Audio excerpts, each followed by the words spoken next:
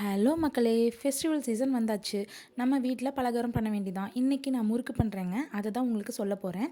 அதுக்கு நான் 1 கிலோ அளவுக்கு இட்லி அரிசி நல்லா ஊற வச்சுக்கிறேன் 2 மணி நேரத்துக்கு. 3/4 கிலோ பொட்டுக்கல்ல ஆட் பண்ணிக்கிறேன். ஒரு 200 கிராம் அளவுக்கு வெண்ணெய். நல்லா உருட்டுன வெண்ணெய். வீட்லயே செஞ்சது தான் அந்த வெண்ணெய். இப்போ இந்த 3/4 கிலோ பொட்டுக்கல்லையும் நல்லா மிக்ஸியில போட்டு இந்த மாதிரி சலிச்சு எடுத்து வச்சுக்கிறேங்க. அடுத்தது அந்த மாவு இருக்குல்ல, அந்த மாவு வந்து தண்ணி இல்லாமல் நல்லா கெட்டியா ஆட்டி எடுத்துக்கிட்டேன். அதுக்கப்புறம் நமக்கு தேவையான அளவு கொஞ்சமா தண்ணி ஊத்திக்கலாம். ஊத்தி 3 டேபிள் ஸ்பூன் அளவுக்கு உப்பு, 3 டேபிள் ஸ்பூன் அளவுக்கு மிளகாய் தூள் போட்டு நல்லா கலந்துக்கிறேன். இப்போ ஒரு 2 ஸ்பூன் அளவுக்கு ஓமமும் கருப்பு எள்ளும் கலந்துருக்கேங்க. கலந்து அதை நல்லா மாவோட கலந்து விட்டுக்கலாம்.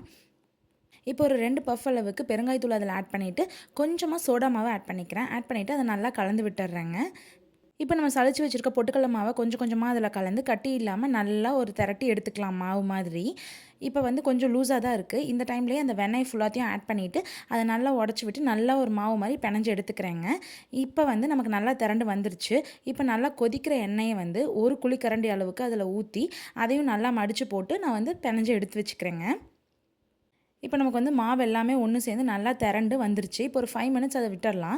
இப்போ முறுக்கு பிடியில் நிறைய ஷேப் இருக்கும். நான் வந்து இந்த மாதிரி மைனஸ் மாதிரி இருக்கிறதுல ஃபஸ்ட்டு ஃபில் பண்ணி அதை வந்து அப்படியே எண்ணெயில் புழிஞ்சு விடுறது தான். இது முறுக்கு ஷேப்பெல்லாம் கிடையாது. இது ரிப்பன் பக்கடான்னு சொல்லுவாங்க.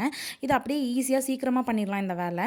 இப்போ ஒரு ஊசி வச்சு அதை நல்லா உடையாமல் திருப்பி விட்டுருங்க. திருப்பி விட்டு அது நல்லா கொஞ்சம் செவந்து வந்ததுக்கப்புறம் நமக்கு தெரியும் இல்லையா, அந்த டைமில் நம்ம எடுத்துடலாம். இப்போ நெக்ஸ்ட்டு ட்ரெடிஷ்னலாக நம்ம பண்ணுற மாதிரி முறுக்கு வந்து நான் தட்டில் வந்து புழிஞ்சு வச்சுக்கிறேன். இது சில பேர் வாழை இலையிலையும் புழிஞ்சு வச்சுப்பாங்க. நமக்கு எது சௌகரியமோ அந்த மாதிரி நம்ம பண்ணிக்கலாம். நான் வந்து சின்ன சின்ன தட்டில் ஓட்டக்கரண்டியில் அந்த மாதிரி புழிஞ்சு வச்சுக்கிறேன். இப்போ எண்ணெய் நல்லா கொதிச்சக்கப்புறம் ஒவ்வொன்றா அதில் வந்து போட்டுடுறேன். மெதுவாக போடணும், இல்லைனா அது வந்து உதிரி உதிரியாக வந்துடும். இப்போ நம்ம மெதுவாக போட்டு ஊசி வச்சு நல்லா திருப்பி விட்டு நல்லா வெந்ததுக்கப்புறம் ப்ரௌன் ஆனதுக்கப்புறம் நம்ம எடுத்துடலாம். இப்போ நமக்கு இந்த முறுக்கு ரெடி ஆகிடுச்சு.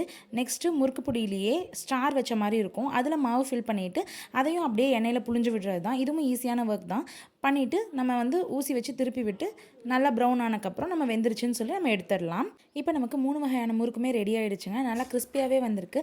இந்த வீடியோ பார்த்துட்ருக்க எல்லாருமே கண்டிப்பாக உங்கள் வீட்லேயும் பலகாரங்கள் செஞ்சு தீபாவளியை சேஃபாகவும் இனிமையாகவும் கொண்டாட ஸ்மைலி சர்க்கிளின் நல்வாழ்த்துக்கள்.